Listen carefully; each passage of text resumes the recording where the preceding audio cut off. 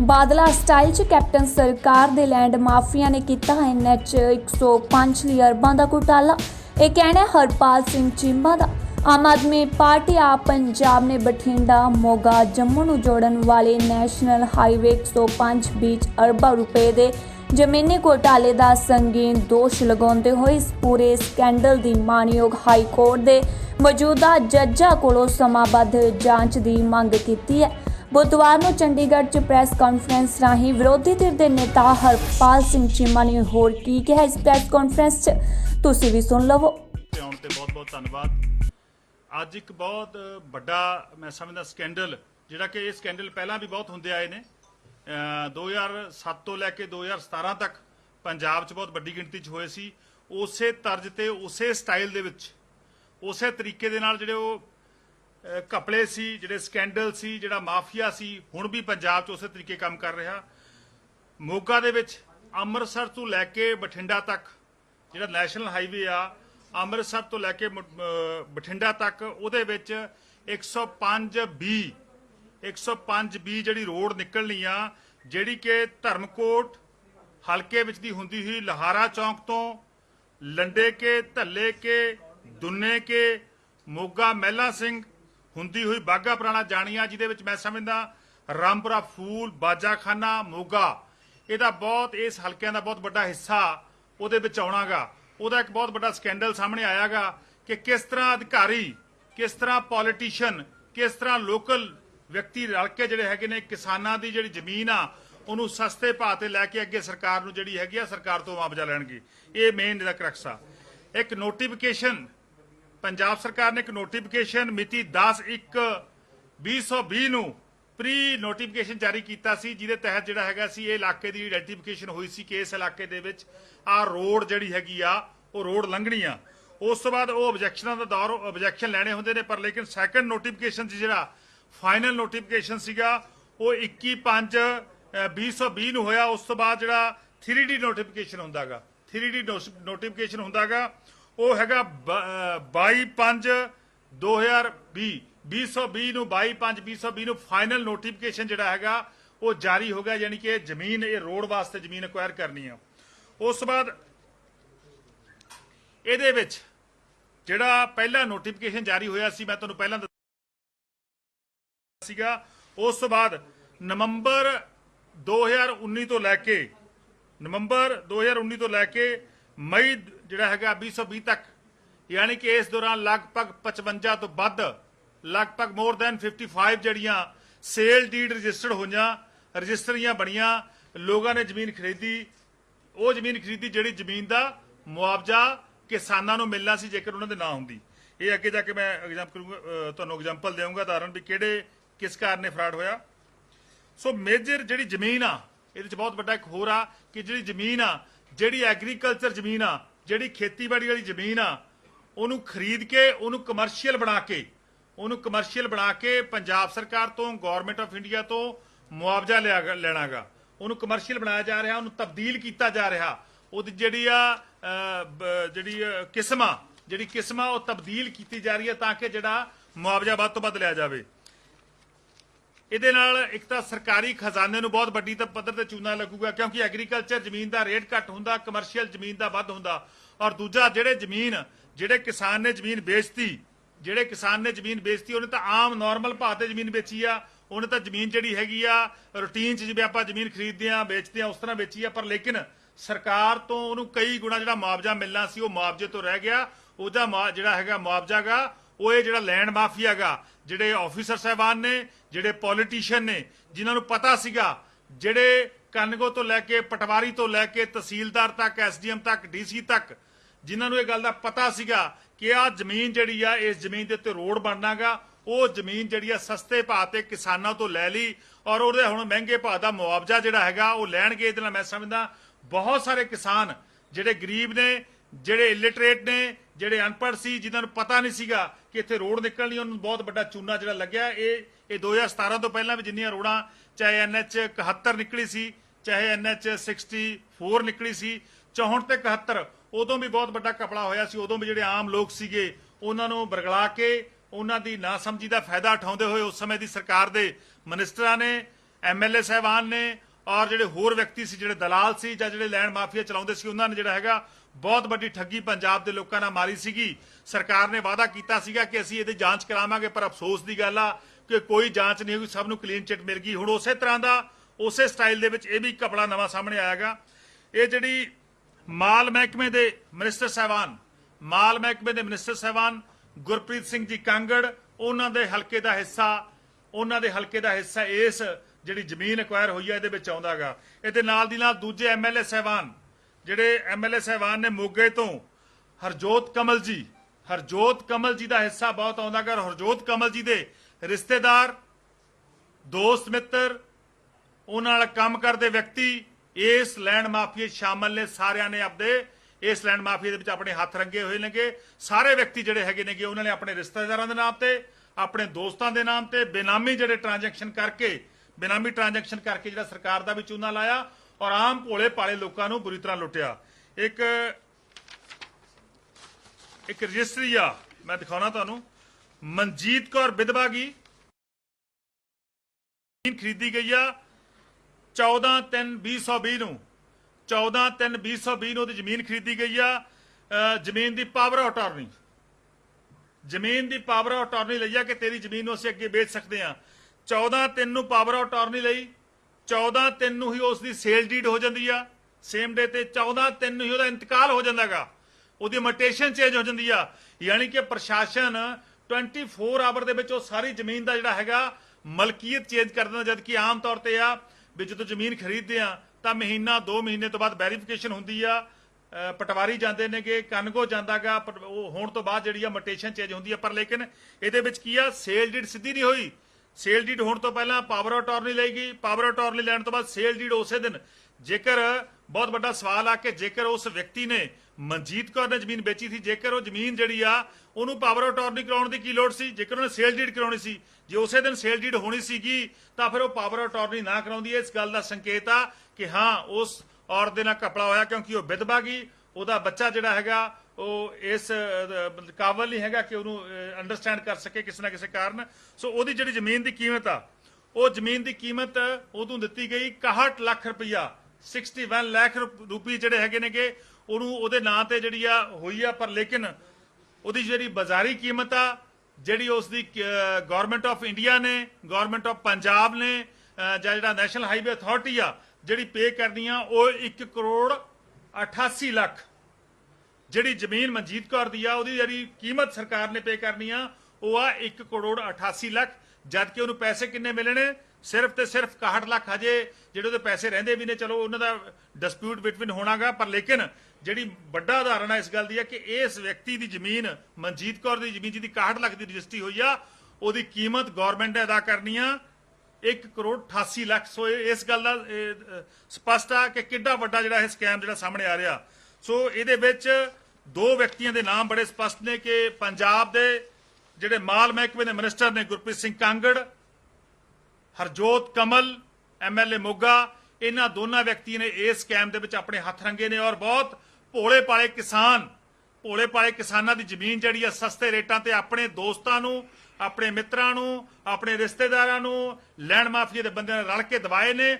ਔਰ ਇਹ ਬਹੁਤ ਵੱਡਾ ਘਪਲਾ ਹੋਇਆਗਾ। ਇਹਦੇ ਸੰਬੰਧੀ 2 ਬੜੇ ਜਿਹੜੇ ਹੈਗੇ ਨੇ, ਇੱਕ ਮੋਗੇ ਦੇ ਕੋਈ ਕਾਂਗਰਸ ਦੇ ਲੀਡਰ ਨੇਗੇ, ਰਵੀ ਗਰੇਵਾਲ, ਵਕੀਲ ਰਵੀ ਗਰੇਵਾਲ, ਉਹਨਾਂ ਨੇ ਵੀ ਆਪਣੀ ਸਰਕਾਰ ਤੇ ਦੋਸ਼ ਲਾਏ ਨੇ ਕਿ ਸਾਡੀ ਸਰਕਾਰ ਦੇ ਵਿੱਚ MLA ਸਾਹਿਬਾਨ, ਮਿਨਿਸਟਰ ਸਾਹਿਬਾਨ ਵੱਡੇ ਘਪਲੇ ਕਰ ਰਹੇ ਨੇ। ਯਾਨੀ ਇਸ ਗੱਲ ਦੀ ਮੈਂ ਤਾਂ ਤੁਹਾਨੂੰ ਕਹਿਣਾਗਾ ਕਿ ਕਾਂਗਰਸ ਪਾਰਟੀ ਦੇ ਨੁਮਾਇੰਦੇ ਵੀ ਇਸ ਗੱਲ ਤੇ ਦੋਸ਼ ਲਾ ਰਹੇ ਨੇ ਕਿ ਸਾਡੀ ਸਰਕਾਰ ਦੇ ਵਿੱਚ ਉਸੇ ਤਰ੍ਹਾਂ ਮਾਫੀਆ ਚੱਲ ਰਿਹਾ, ਉਸੇ ਤਰ੍ਹਾਂ ਲੁੱਟ-ਖਸੁੱਟ ਹੋ ਰਹੀ ਆ ਜਿਵੇਂ ਸੁਖਬੀਰ ਸਿੰਘ ਬਾਦਲ ਦੇ ਸਮੇਂ 'ਚ ਹੁੰਦੀ ਸੀਗੀ। ਸੋ ਇਹਦੇ ਆ ਜਿਹੜੀ ਮੈਂ ਦੂਜੀ ਤੁਹਾਨੂੰ ਇੱਕ ਤਸਵੀਰ ਦਿਖਾ ਦਿਆਂ ਕਿ ਮਨਜੀਤ ਕੌਰ ਬੈਠੀ ਆ ਸੇਮ ਦੇ।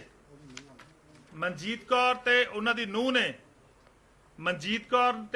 ਨੇ ਮੋਗੇ ਦੇ ਵਿੱਚ ਇਸ ਗੱਲ ਦਾ ਖੁਲਾਸਾ ਕੀਤਾ ਕਿ ਸਾਡੇ ਨਾਲ ਬਹੁਤ ਵੱਡੀ ਠੱਗੀ ਹੋਈ ਆ। ਪਰ ਲੇਕਿਨ ਪੰਜਾਬ ਸਰਕਾਰ ਨੇ ਇਸ ਤੇ ਕੋਈ ਵੀ ਜਿਹੜਾ ਹੈਗਾ ਸਟੈਪ ਨਹੀਂ ਲਿਆ ਹੈਗਾ। ਸੋ ਇਸ ਗੱਲ ਕਰਕੇ ਅੱਜ ਅਸੀਂ ਪੰਜਾਬ ਸਰਕਾਰ ਨੂੰ, ਕੈਪਟਨ ਸਾਹਿਬ ਨੂੰ ਬੇਨਤੀ ਕਰਦੇ ਹਾਂ ਕਿ ਇਸ ਮਾਮਲੇ ਦੀ ਜਾਂਚ Punjab and Haryana high court ਦੇ ਸਿਟਿੰਗ ਜੱਜ ਤੋਂ ਹੋਣੀ ਚਾਹੀਦੀ ਆ, ਕਿਉਂਕਿ ਇਸ ਤੋਂ ਪਹਿਲਾਂ ਵੀ ਇੱਕ ਸਕੈਮ ਹੋਇਆ ਸੀ। ਤੁਹਾਨੂੰ ਯਾਦ ਹੋਊਗਾ ਕਿ ਮੋਗੇ ਦੇ ਵਿੱਚ ਗੁਰੂ ਗ੍ਰੰਥ ਸਾਹਿਬ ਦੇ ਨਾਂ ਤੇ ਬੋਲਦੀ ਜ਼ਮੀਨ, ਗੁਰੂ ਗ੍ਰੰਥ ਸਾਹਿਬ ਦੇ ਨਾਂ ਤੇ ਬੋਲਦੀ ਜ਼ਮੀਨ ਜਦੋਂ ਨੈਸ਼ਨਲ ਹਾਈਵੇ 71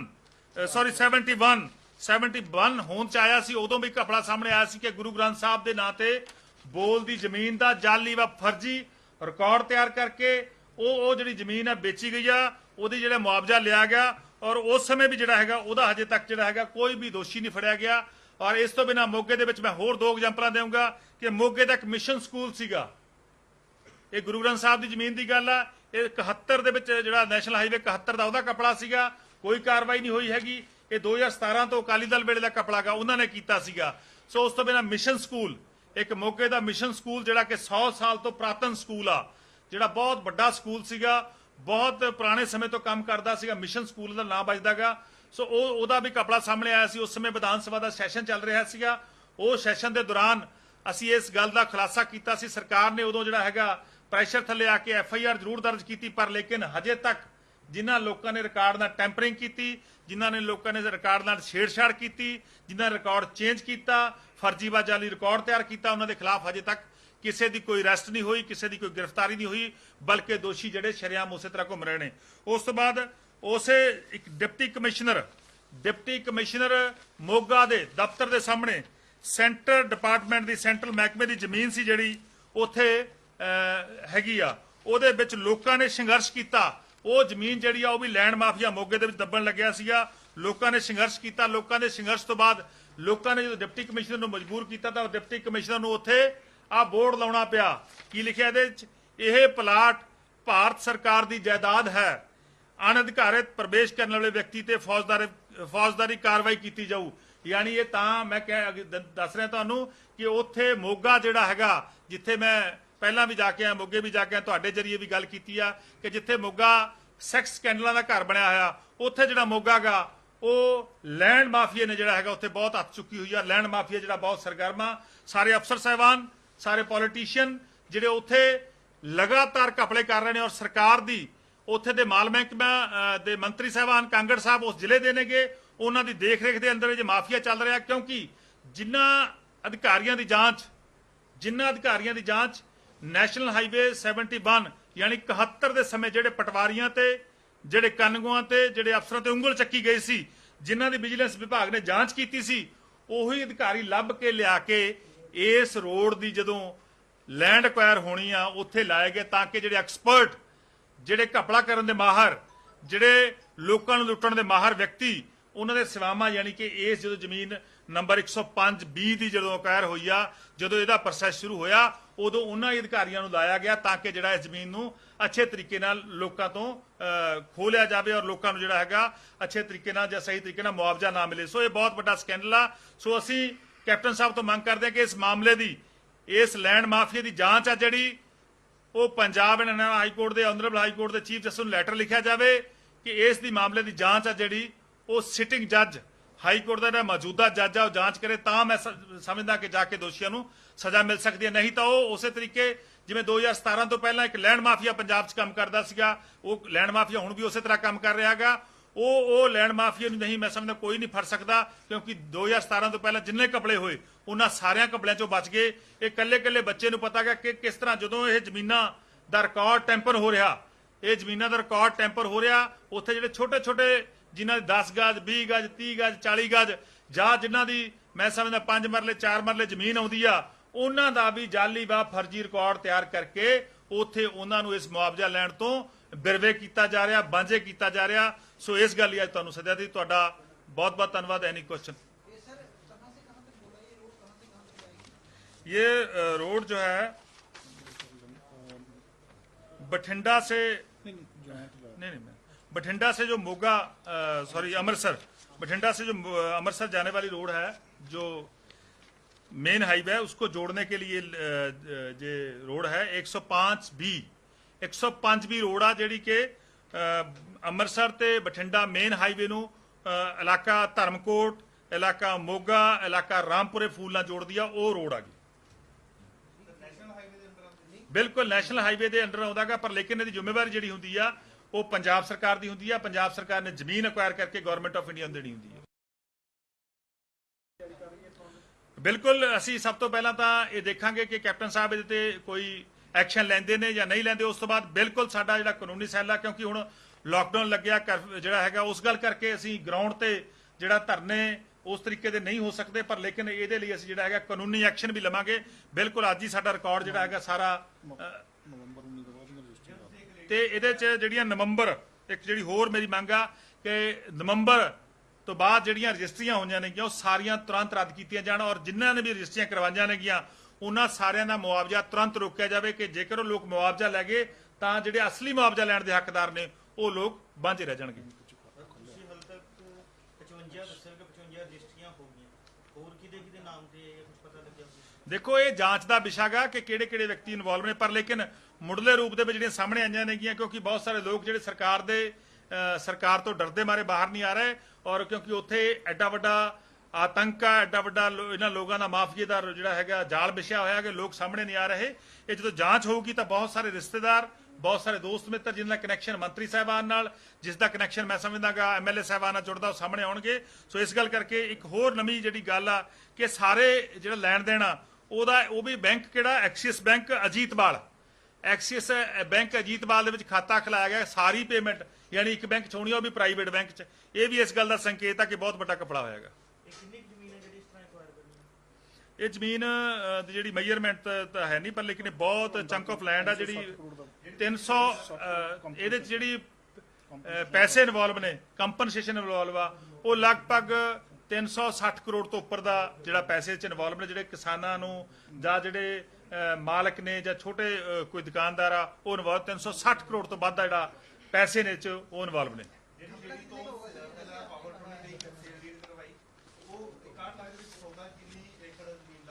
ਉਹ ਸਿਰਫ 1 ਏਕੜ ਜ਼ਮੀਨ ਦਾ ਕਬਜ਼ਾ ਸੀਗਾ, ਸੌਦਾ ਸੀਗਾ 30 ਮਰਲੇ ਦਾ ਸੌਦਾ ਸੀਗਾ। ਉਹ 30 ਮਰਲੇ ਦਾ 61 ਲੱਖ ਹੋਇਆ ਸੀਗਾ। ਹਜੇ ਉਹਦੇ ਪੂਰੇ ਪੈਸੇ ਨਹੀਂ ਮਿਲੇ ਹੈਗੇ, ਪਰ ਲੇਕਿਨ ਉਹਦੀ ਜਿਹੜੀ ਜਦੋਂ ਉਹਨੂੰ ਉਸ ਜ਼ਮੀਨ ਨੂੰ ਜਦੋਂ ਡਿਪਾਰਟਮੈਂਟ ਪੈਸੇ ਦੇਊਗਾ ਉਸ ਜ਼ਮੀਨ ਦੇ ਜਿਹਦੇ 61 ਲੱਖ ਸੌਦਾ ਹੋਇਆ ਤਾਂ 1 ਕਰੋੜ 88 ਲੱਖ ਰੁਪਇਆ ਬਣਦਾ, ਸਰਕਾਰੀ ਰੇਟ ਬਣਦਾ। ਯਾਨੀ ਕਿ ਤੁਸੀਂ ਲਾਓ ਵੀ ਸਵਾ ਕਰੋੜ ਦਾ ਘਪਲਾ ਗਾ। ਇਹ ਜਿਹੜਾ ਰੀਹੈਬਿਲੇਸ਼ਨ ਐਂਡ ਰੀਸੈਟਲਮੈਂਟ ਲੈਂਡ ਐਕਟ ਹੈਗਾ, ਰੀਹੈਬਿਲੇਸ਼ਨ ਐਂਡ ਲੈਂਡ ਸੈਟਲਮੈਂਟ ਐਕਟ 2013, ਉਹਦੇ ਤਹਿਤ ਇੰਨਾ ਮੁਆਵਜ਼ਾ ਉਹਨੂੰ ਮਿਲਣਾ ਹੀ ਮਿਲਣਾ ਸੀਗਾ ਜੇਕਰ ਕਿਤੇ ਉਹ ਮਾਲਕ ਉਹ ਹੁੰਦੀ। ਜੇ ਉਹਨੂੰ ਸਾਰੀ ਗੱਲ ਦਾ ਪਤਾ ਹੁੰਦਾ, ਜੇ ਉਹ ਭੋਲੀ ਭਾਲੀ ਨਾ ਹੁੰਦੀ ਤਾਂ ਉਹ ਕਿਉਂ ਨਾ 1 ਮਹੀਨੇ ਜਾਂ 10 ਦਿਨ ਵੇਟ ਕਰਦੀ।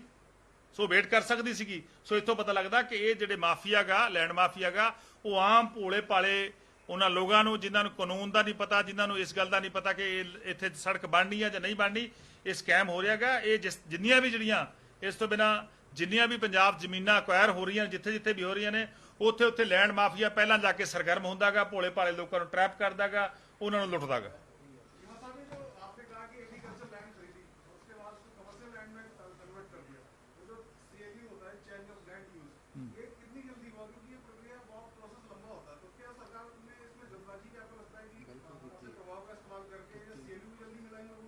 ਦੇਖੋ ਜਿਹੜਾ CLU ਦੀ ਗੱਲ ਤੁਸੀਂ ਕਰਦੇ ਹੋ, ਇੱਕ ਜ਼ਮੀਨ ਮੰਨ ਲਓ 1 ਬਿੱਘਾ ਗਈ, ਉਹ ਜ਼ਮੀਨ 1 ਬਿੱਘਾ ਲੈ ਕੇ ਉਹਦੇ ਤੇ ਇੱਕ ਛੋਟਾ ਜਿਹਾ ਕਮਰਾ ਖੜਾ ਕਰ ਦਿੰਦੇ ਨੇ ਕਿ ਕਮਰਾ ਖੜਾ ਕਰਕੇ ਉਹਦੀਆਂ ਫੋਟੋਆਂ ਖਿੱਚ ਕੇ CLU ਤਿਆਰ ਕਰ ਲੈਂਦੇ ਨੇ ਵੀ ਇਹ ਕਮਰਸ਼ੀਅਲ ਆ, ਵੀ ਇਹ ਗਲਤੀ ਨਾਲ ਰਿਕਾਰਡ 'ਚ ਐਗਰੀਕਲਚਰ ਲਿਖੀ ਗਈ, ਇਹ ਹੈਗੀ ਹੈ ਕਮਰਸ਼ੀਅਲ। ਉਹਨੂੰ ਕਮਰਸ਼ੀਅਲ ਬਣਾਇਆ ਜਾਂਦਾ। ਪਹਿਲਾਂ 71 ਤੇ ਬਹੁਤ ਵੱਡਾ ਕਪੜਾ ਹੋਇਆ, NH 71 ਦਾ, NH 64 ਦਾ ਹੋਇਆਗਾ। ਹੁਣ ਆ ਜਿਹੜਾ ਹੈਗਾ ਇਹ ਛੋਟੀ ਜੀ, ਹਾਲਾਂਕਿ ਬਹੁਤ ਛੋਟੀ ਅਕਵਾਇਰ ਆ, ਪਰ ਲੇਕਿਨ ਇਹਦੇ ਵਿੱਚ ਵੀ 360 ਕਰੋੜ ਰੁਪਇਆ ਇਨਵੋਲਵ ਆ। ਇਹਦੇ ਵਿੱਚ ਬਹੁਤ ਵੱਡਾ ਲੋਕਾਂ ਨੂੰ ਜਿਹੜਾ ਹੈਗਾ ਮੁਆਵਜ਼ਾ ਜਿਹੜਾ ਨਹੀਂ ਮਿਲਣਾ, ਜਿਹੜੇ ਮੈਂ ਸਮਝਦਾ ਜਿਹਨਾਂ ਨੂੰ ਮਿਲਣਾ ਚਾਹੀਦਾ ਸੀ।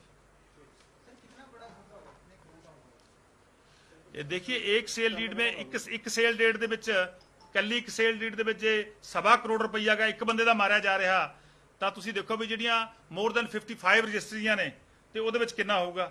ਤਾਂ ਲਗਭਗ 70-80 ਕਰੋੜ ਰੁਪਏ ਦਾ ਜਿਹੜਾ ਹੈਗਾ ਸ਼ਰੇਆਮ ਬਿਲਕੁਲ ਹੀ ਜਿਹੜੀ ਨੇਕਡ ਆਈ ਨਾਲ ਦਿਖ ਰਿਹਾ ਹੈਗਾ। ਇਸ ਤੋਂ ਬਿਨਾਂ ਜਦੋਂ ਅਸੀਂ ਇਨਵੈਸਟੀਗੇਸ਼ਨ ਹੋਊਗੀ ਤਾਂ ਇਸ ਤੋਂ ਵੀ ਕਿਤੇ ਜ਼ਿਆਦਾ ਇਹਦਾ ਸਾਹਮਣੇ ਆਉਣ ਦੀ ਉਮੀਦ ਆ। ਜਿਹੜੇ ਕਿਸਾਨਾਂ ਦੀ ਲੈਂਡ ਹੈ, ਜੇ ਉਹਨਾਂ ਨੂੰ ਡਾਇਰੈਕਟ ਮੁਆਵਜ਼ਾ ਮਿਲਦਾ ਤਾਂ ਐਗਰੀਕਲਚਰ ਲੈਂਡ ਦਾ ਮਿਲਦਾ, ਤਾਂ ਕਿੰਨਾ ਉਹਨਾਂ ਨੂੰ ਮੁਆਵਜ਼ਾ ਮਿਲਦਾ ਕਿਉਂਕਿ ਕਮਰਸ਼ੀਅਲ ਰੇਟ ਨਾਲ ਮਿਲਿਆ ਹੋ। ਨਹੀਂ, ਜਿਹੜੀ ਐਗਰੀਕਲਚਰ ਜ਼ਮੀਨ ਹੈਗੀ, ਜਿਹੜੀ ਐਗਰੀਕਲਚਰ ਜ਼ਮੀਨ ਹੁੰਦੀ ਹੈ ਉਹਨੂੰ ਐਗਰੀਕਲਚਰ ਦਾ ਮੁਆਵਜ਼ਾ ਮਿਲਦਾਗਾ। ਜਿਹੜੀ ਜ਼ਮੀਨ, ਇਹ ਉਹ ਜ਼ਮੀਨ ਮੈਂ ਗੱਲ ਕਰ ਰਿਹਾ ਜਿਹੜੀ ਐਗਰੀਕਲਚਰ ਤੋਂ, ਤਾਂ ਐਗਰੀਕਲਚਰ ਕਿਸਾਨ ਤੋਂ ਲੈ ਲਈ ਜਾਂਦੀ ਹੈ ਵੀ ਤੇਰੀ ਐਗਰੀਕਲਚਰ ਜ਼ਮੀਨ ਆ, ਐਗਰੀਕਲਚਰ ਦੇ ਬਹਾਨੇ। ਉਸ ਤੋਂ ਬਾਅਦ ਉਹਨੂੰ ਕਮਰਸ਼ੀਅਲ ਬਣਾ ਕੇ ਸਰਕਾਰ ਤੋਂ ਕਰੋੜਾਂ ਰੁਪਏ ਲਿਆ ਜਾਂਦਾ, ਯਾਨੀ ਕਿ ਉਹਨੂੰ ਜੇ ਐਗਰੀਕਲਚਰ ਦਾ ਵੀ ਘੱਟ ਪੈਸੇ ਮਿਲਦੇ ਨੇ, ਜਿੰਨੇ ਉਹਨੂੰ ਮਿਲਣੇ ਚਾਹੀਦੇ ਉਹਨੇ ਵੀ ਨਹੀਂ ਮਿਲਦੇ। ਜੇਕਰ ਐਗਰੀਕਲਚਰ ਵੀ ਦੀ ਗੱਲ ਕਰਦੇ ਆ ਤਾਂ ਵੀ ਉਹਨੂੰ 4 ਗੁਣਾ ਜਿਹੜਾ ਮੁਆਵਜ਼ਾ ਮਿਲਣਾ ਹੁੰਦਾ। ਹਾਂਜੀ, ਨਹੀਂ ਕਿਸਾਨਾਂ ਨਾਲ ਵੀ ਧੋਖਾ ਹੋਇਆ। ਕਿਸਾਨਾਂ ਨਾਲ ਇਸ ਗੱਲ ਕਰਕੇ ਧੋਖਾ ਹੋਇਆ ਜਿਹਨੇ ਜ਼ਮੀਨ ਅੱਜ ਵੇਚੀ ਆ, ਜੇ ਉਹਨੂੰ ਪਤਾ ਹੁੰਦਾ ਕਿ ਇਸ ਜ਼ਮੀਨ ਦਾ ਨੋਟੀਫਿਕੇਸ਼ਨ ਜਾਰੀ ਹੋ ਗਿਆ, ਇਹਦਾ ਪ੍ਰੀ ਨੋਟੀਫਿਕੇਸ਼ਨ ਜਾਰੀ ਹੋ ਗਿਆ, ਸਾਡੀ ਜ਼ਮੀਨ ਅਕਵਾਇਰ ਹੋਣੀ ਹੈਗੀ, ਤਾਂ ਮੈਂ ਸਮਝਦਾ ਉਹਨੂੰ ਜਿਹੜਾ ਮੁਆਵਜ਼ਾ ਸੀਗਾ, ਜੇ ਉਹਦੇ 50 ਲੱਖ ਦੀ ਜ਼ਮੀਨ ਆ ਤਾਂ ਉਹਨੂੰ 2 ਕਰੋੜ ਰੁਪਏ ਮੁਆਵਜ਼ਾ ਮਿਲਣਾ ਤੇ ਉਹ 1.5 ਕਰੋੜ ਤੋਂ ਵਾਂਝਾ ਰਹਿ ਗਿਆ। ਬਿਊਰੋ ਰਿਪੋਰਟ, ਤਾਜ਼ਾ ਖਬਰ 24।